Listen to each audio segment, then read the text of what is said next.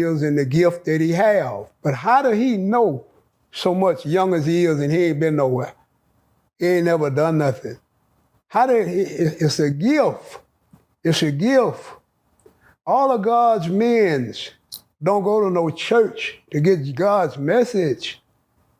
Everybody God honored and created, they went to a bush, or they went to a water, or they went to a rock. They didn't go to no church and listen to no man.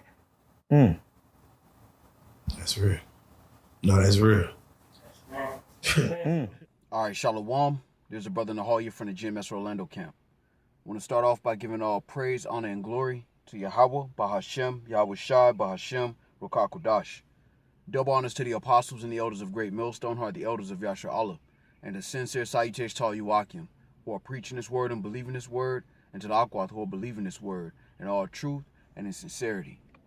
All right, I want to go into a lesson through the Spirit based on the clip you just saw.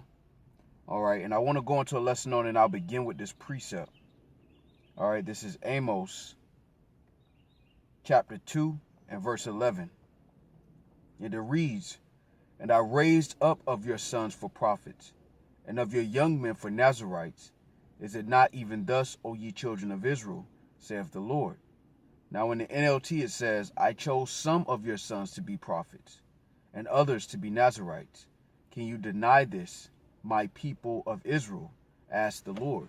All right, I want to go into a lesson through the Spirit on the prophets being raised up, beginning with our apostles on down, and how that is an office that the Lord has to designate.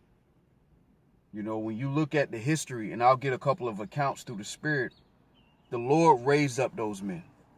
All right, this is why, you know, inspired by the clip you just saw of the guy, old man, as they call him, you know, he mentioned that this is a gift. He was talking about Charleston White, but I want to apply to the Spirit that the prophets have been given a gift, you know, from on high through the Spirit and power of Yahweh Shema Shai. And that's why it says, "I have raised up of your sons," because they don't do that themselves. All right, and I want to get some accounts of this, because even now what you notice in Israel is that there's a separation between the prophets and those who just know that they're Israelites.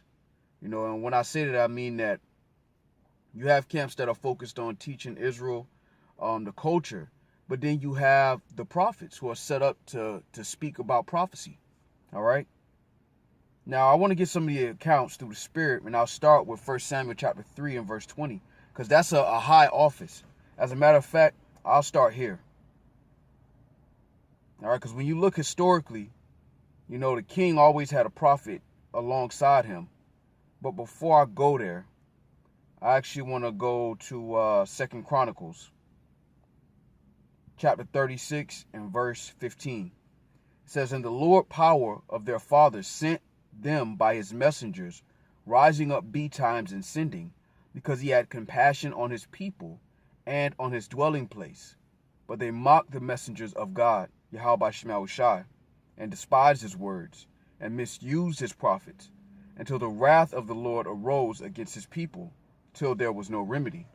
And one thing you notice about the prophets being raised up, you know, in most cases, is that it always came at a crossroad where the Lord was about to judge Israel. So the Lord would send out the warning. All right, and he would send out that warning through the mouth of the prophets. That would be the sign of the Lord's compassion. All right, and there are many accounts, you know, Jeremiah comes to mind, Samuel comes to mind, of men who were taken from whatever path of life they thought they were going to be on, even Moses, all right?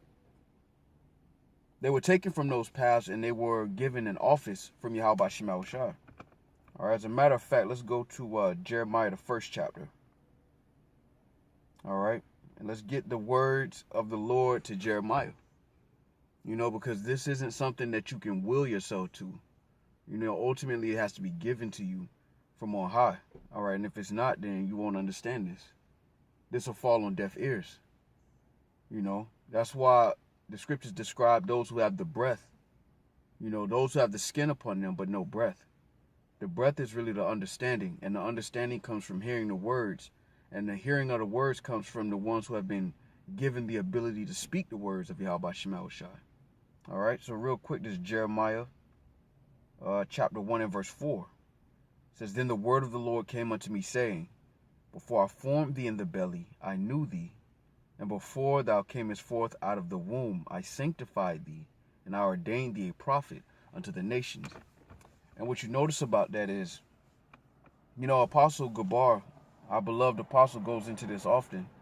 The solitary journey, if you will, of the prophets, man. It wasn't an easy road. Even during that time, where people understood the gravity, it's still not an easy road. It requires a lot of integrity, and it requires the ability for you to submit yourself to the will of Yahweh Shema Shai. And that's why the Lord has to raise up those prophets.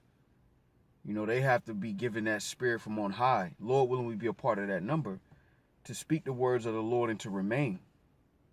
And the Lord said to Jeremiah, before you were formed in the belly, he had ordained Jeremiah to be a prophet. All right. And the beauty of it is that while it is a very high office, it comes with a very difficult journey. And that's what always sticks with me when I think about the words of Apostle Gabar. Is that this is a solitary journey. It's not an easy journey. And, Apostle Gabar describes it as this thing of ours. Because when you deal with the prophets in antiquity, they really were amongst each other. All right. And I want to get that account too. Before I get John 16, I want to get that account. All right. Because it talks about the company of prophets, right? See, all of the prophets aren't necessarily mentioned by name. All right. You have the company of prophets. You had a time where Obadiah hid prophets by 50. All right. As a matter of fact, let's go to this one first, and then I'll get that one, Lord willing. All right. This 1 Samuel chapter 19 and verse. Yeah, I'll just start at the point, verse 19. And it was told Saul, saying, Behold, David is in Naioth, in Ramah. And Saul sent messengers to David. And when they saw the company of the prophets prophesying, and Samuel standing as appointed over them, the spirit of Yahweh Shema Shai was upon the messengers of Saul, and they also prophesied. So it shows you that you had Samuel, and then you had the company of prophets. We get the accounts of the prophets that are needful for salvation in this time. That's why we have the major prophets and the minor prophets. And it doesn't mean that they have less importance. It just means the length of work, if you will. They all receive their measure. But this highlights that all of the prophets aren't mentioned by name, which means there was a company of prophets. And one thing I notice about this scripture as well as others is that when you deal with us as a society in ancient Israel, the prophets were really kind of their own part of society. Every Israelite wasn't necessarily a prophet. This is why I start off with Amos, the 2nd chapter. And that clip that you saw from the guy, old man, that's a gift. This is why, when you deal with Yahweh Shai when he was walking the earth, and then the disciples, which became the apostles, what did they do? They perceived them to be ignorant men. And see, by the perception of them being ignorant men, you have to give the glory to Yahweh Shema Shai. I'm going to get that real quick. So this is Acts chapter 4 and 13. Now when they saw the boldness of Peter and John, and perceived that they were unlearned and ignorant men, they marveled, and they took knowledge of them, that they had been with Yahweh Shai. All right, and another thing you notice is that the Lord has put this word in very young men in a lot of cases. Think about Jeremiah. He was a child. Matter of fact, let's go there. So Jeremiah chapter 1 and 6. I'm going to start at 5 again because it was beautiful. Before I formed thee in the belly, I knew thee. And before thou camest forth out of the womb, I sanctified thee. And I ordained thee a prophet unto the nations. Then said I, Our Lord, Yahweh Shema Shai, behold, I cannot speak, for I am a child. But the Lord said unto me, Say not, I am a child, for thou shalt go to all that I shall send thee, and whatsoever I command thee, thou shalt speak. All right. And it shows you that the prophets, it reminds me of Moses, when they were given that office, so to speak.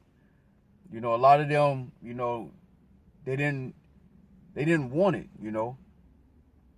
but the Lord put the Spirit on them, and he said, look, I ordained you. This is what you're going to do.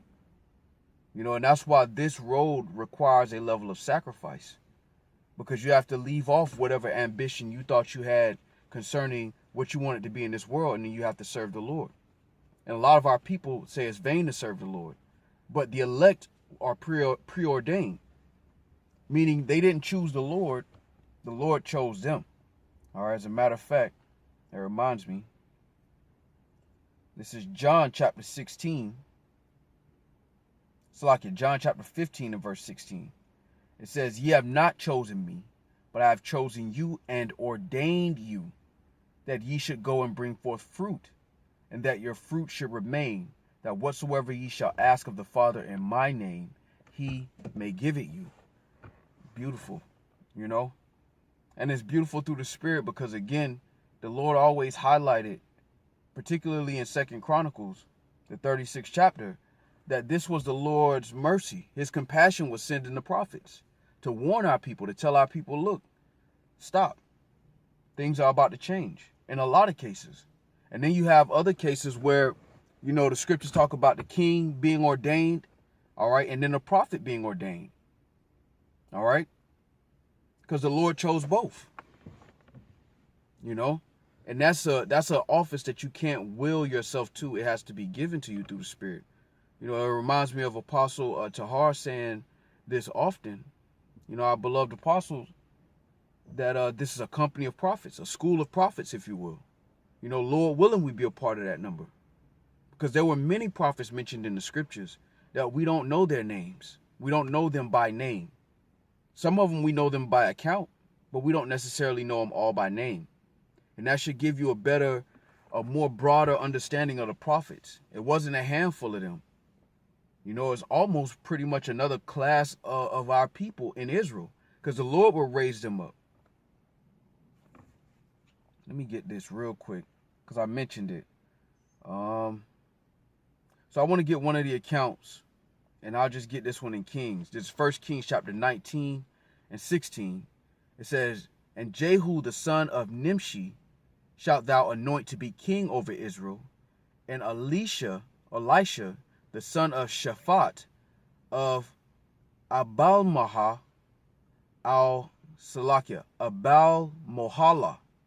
shalt thou anoint to be prophet in thy room. All right, now in the NLT it says, then anoint Jehu grandson of Nimshi to be king of Israel, and anoint Elisha son of Shaphat from the town of Abal-Mohala to replace you as my prophet. All right.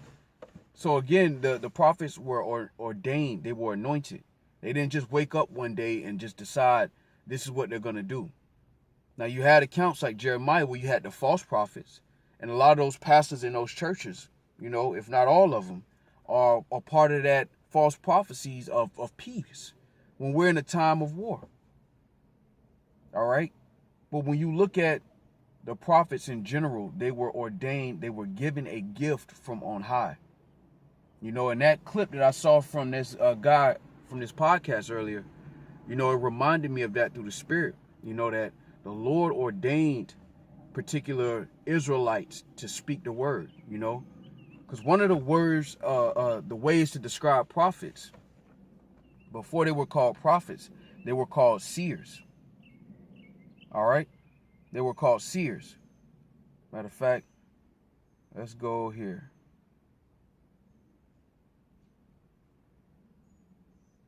This is 1 Samuel chapter 9 and 9.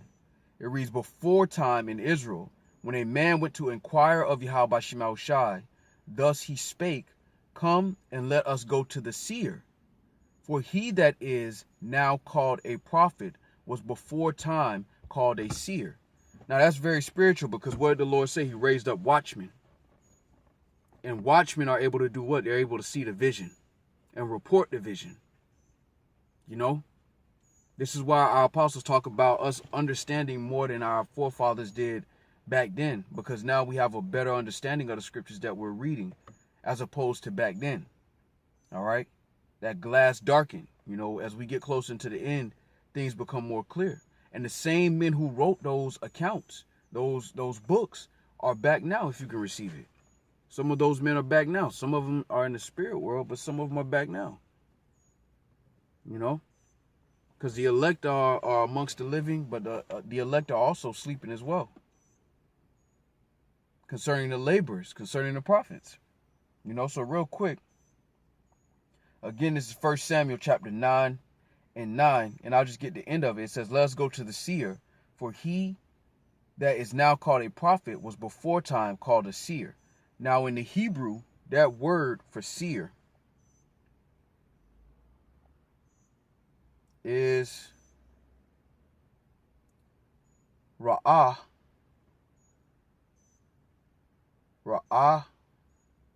and it says seer, prophet. The second definition says vision, right? Which reminds me again of what Apostle Gabar says. You have to be a visionary. You have to be able to, you know, put yourself, when you read the scriptures, you have to be a visionary about it and imagine yourself being in those moments that we read about, because they're not stories, they're records. Now, going to Strong's definition, it says a seer, as often rendered, but also a vision. And this is why they're likened unto watchmen. You know, the scriptures talk about, beautiful, man. The Wadi Abashim Shah. Watch this. Because the watchmen sit on the post, they have the vision. And then, if you really look at it from a spiritual aspect, the prophets are back reading their own words. You know, Lord willing, we be a part of that number. We don't know who's who, you know, per se, concerning everybody. Yet, through the Spirit, the prophets are back. All right, this is 1 Corinthians chapter 14 and 32. And it reads, and the spirits of the prophets are subject to the prophets. And it reminds me of this, right? Because Daniel was given a vision. And then what did the Lord tell Daniel? This is Daniel chapter 12 and verse 13. It says, but go thou thy way to the end be, for thou shalt rest and stand in thy lot at the end of the days. So the prophets are back, you know, and they're raised up. Lord willing, we be a part of that number through the spirit and power of Yahweh Shema Shai. And that is a gift. That isn't something that they willed themselves to. That's something that the Lord has allowed them through his spirit, you know, for his purpose, according to his pleasure. All right. Now, every member of the elect isn't necessarily a prophet. You're going to have those who believe, who sincerely believe. You're going to have teachers. You're going to have different offices, you know. But again, you're going to have the prophets as well, and the Lord raised them up, you know. And this is why you can see a distinction, if you will, between the camps, you know. Because the spirit of Yahweh Shai is what? It's the spirit of prophecy, you know. And the Lord raised up those men to break down the vision, all right, and present it, you know, to our people. All right, so Lord willing, this was edifying with that. I want to give all praise, honor, and glory to Yahweh, Bahashem, Yahweh Shai, Bahashem, Rukakodash. Double honors to the apostles and the elders of Great Millstone, who are the elders of Yasha Allah. And a sincere salutation to all you Akim, who are preaching this word and believing this word, and to the Akwak who are believing this word in all truth and in sincerity. Shalom.